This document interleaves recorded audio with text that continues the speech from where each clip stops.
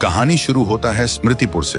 बाहर से देखो तो बस एक आम गांव, कच्ची गलियां, बिना दरवाजा और खिड़कियों के घर और साधारण लोग। लेकिन स्मृतिपुर की पहचान ना खेतों से थी ना मंदिर से। गांव के चौक के बीच जंगली पत्तियों से लिपटी एक पुरानी कुर्सी रखी थी। कहते हैं जो भी इस कुर्सी पर बैठता वो अपना पूरा बीता हुआ वक्त देख लेता था, खुशियां भी, गम भी और वो पल भी जो कभी लौट कर नहीं आते। लेकिन इसके बदले कुर्सी अपना कर्ज वसूल करती थी। बैठने वाला या तो पागल हो जाता या फिर मौत उसे जल्दी अपने पास बुला लेती।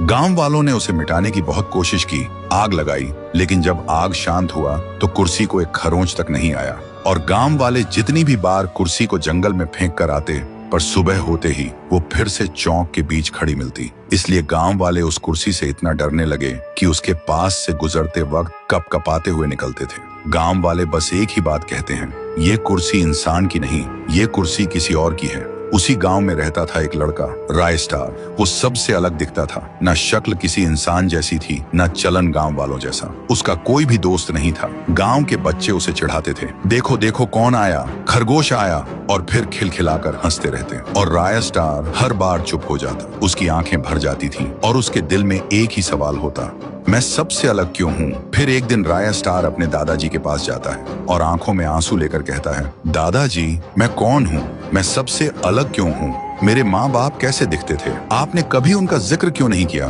दादाजी क्या मैं इंसान नहीं हूँ, कहीं मैं एक एलियन तो नहीं।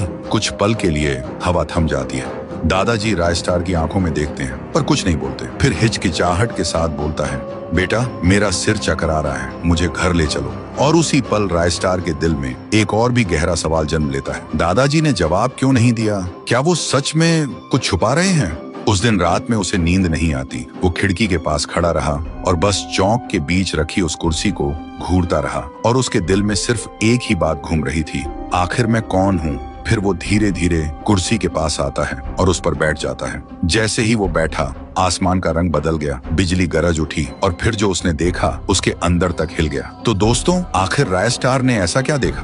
क्या वो इंसान है या सच में एलियन या फिर कुछ और ही? अगर जानना है तो कमेंट करो, पार्ट 2 चाहिए।